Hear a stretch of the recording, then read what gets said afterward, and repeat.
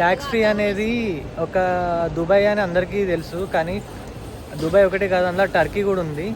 మనం ఏదైనా పర్చేజ్ చేసిన తర్వాత దానికి బిల్స్ ఉంటే మనము ఎయిర్పోర్ట్కి వెళ్ళిన తర్వాత ఎయిర్పోర్ట్లో డ్యూటీ ఫ్రీలో మనం కట్టిన ట్యాక్స్ని మనము క్లెయిమ్ చేసుకోవచ్చు. అంటే మనకు రిటర్న్ వస్తుంది.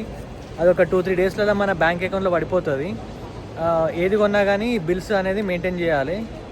మనం కొనేటప్పుడే అడగాలి, ఎవరన్నా డ్యూటీ ఫ్రీ ట్యాక్స్ రిఫండ్ది ఉందా లేదా వాళ్ళ దగ్గర పాలసీ అని అడిగి తెలుసుకొని కొనుక్కోవాలి.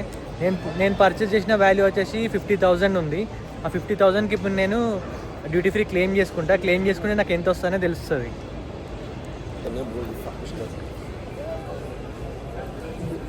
నా బిల్స్ ఏవి మీ అక్క దగ్గర ఉంది. ఇది నేను కట్టిన అమౌంట్కి అయితే వాళ్ళు రిసిప్ట్ని యాక్సెప్ట్ చేసి డ్యూటీ ఫ్రీ డిక్లేర్ చేసిండ్రు. ఇది ఏంటంటే ఇప్పుడు నేను ఇది ఎక్కడ తీసుకోవాలంటే పైకి వెళ్ళిన తర్వాత పాస్పోర్ట్ కంట్రోల్ దాటి వెళ్ళిపోయిన తర్వాత నేను కట్టిన అమౌంట్కి అయితే వాళ్ళు డ్యూటీ ఫ్రీ యాక్సెప్ట్ చేసిండ్రు, స్టాంప్ చేసిండ్రు. నాది డిక్లరేషన్ అయిపోయింది డ్యూటీ ఫ్రీది. పైకి వెళ్ళేసి పాస్పోర్ట్ కంట్రోల్ క్లియరెన్స్ అయిపోయిన తర్వాత బోర్డింగ్ అయ్యేటప్పుడు నేను కట్టిన అమౌంట్ని క్రెడిట్ కార్డ్ అన్నా డెబిట్ కార్డ్ అన్నా ఏదైతే పేమెంట్ చేసినామో మెథడ్, ఆ పేమెంట్ మెథడ్లో మన బ్యాంక్ అకౌంట్ డీటెయిల్స్ వాళ్ళకి ఇస్తే, డెబిట్ కార్డ్ డీటెయిల్స్ ఇచ్చేస్తే వాళ్ళ డెబిట్ కార్డ్కి రిఫండ్ కొడుతారు అన్నట్టు. మనీ వచ్చేసి ఒక 2 నుంచి 3 డేస్లో మన అకౌంట్లో పడిపోతాయి. సో అది ట్యాక్స్ రిఫండ్ అన్నట్టు.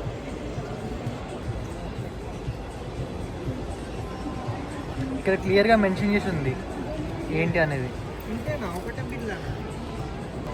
ఇంకొకటి చెప్పడం మర్చిపోయినా, మనం ఏదైనా కొన్న తర్వాత డ్యూటీ ఫ్రీలా క్లెయిమ్ చేసుకోవాలంటే మనం ఏం కొన్నాం అనేది వాళ్ళకి ప్రొడక్ట్ చూపిస్తేనే వాళ్ళు డిక్లేర్ చేస్తారు. ప్రొడక్ట్ చూపించకపోతే డిక్లేర్ చేయరు వాళ్ళు.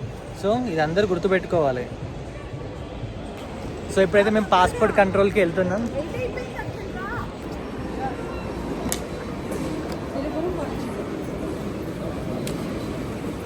నేనైతే ఈ మాల్లో బట్టలు కొన్నా. ఈ మాల్లో అయితే ట్యాక్స్ ఫ్రీ ఇస్తారు. మీరు కావాలనుకున్న వాళ్ళు ఎవరైనా ఉంటే ఈ మాల్లో ట్రై చేయొచ్చు.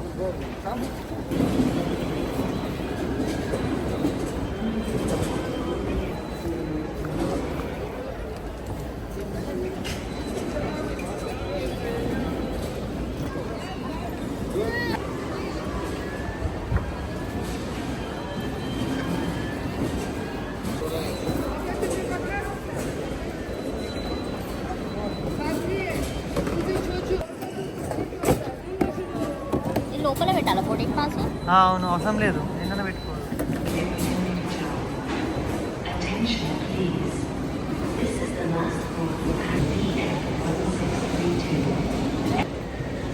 అయిపోయింది, స్కానింగ్ అయిపోయింది, వెళ్తున్నా డ్యూటీ ఫ్రీ.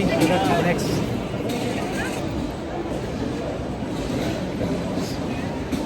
బ్యాగేజ్ స్కానింగ్ అయితే అయిపోయింది. నెక్స్ట్ వచ్చేసి పాస్పోర్ట్ కంట్రోల్. నాకు ఎగ్జిట్ స్టాంప్ కొడితే డ్యూటీ ఫ్రీకి వెళ్ళిపోయి ఇంకో 2 అవర్స్లో నా ఫ్లైట్ ఉంది. సో మళ్ళీ బ్యాక్ టు లండన్.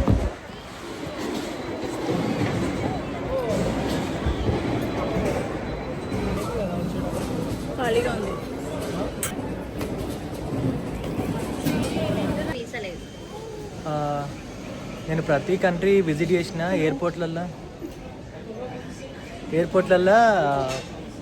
వైఫై వచ్చింది, కానీ ఇక్కడికి వచ్చిన తర్వాత టర్కీలో ఎయిర్పోర్ట్లో వైఫై అయితే రాలేదు. ఇక్కడ లోకల్ నెంబర్ ఉంటేనే తప్ప అది లాగిన్ ఇస్తలేదు. కానీ నేను వెళ్ళిన ప్రతి కంట్రీలలో ఎట్లా అంటే ఈమెయిల్ ఐడి ఉంటే లాగిన్ చేసుకొని ఇంటర్నెట్ యూజ్ చేయవచ్చు. కానీ ఇక్కడ మాత్రం రాలేదు. ఎవరైనా వచ్చే వాళ్ళు ఉంటే ఇట్లా రోమింగ్ తీసుకొని రావాలి. కానీ యూకే నుంచి రోమింగ్ తీసుకొని వస్తే పర్ డే వచ్చేసి £7 అవుతుంది. సో చాలా ఎక్స్పెన్సివ్.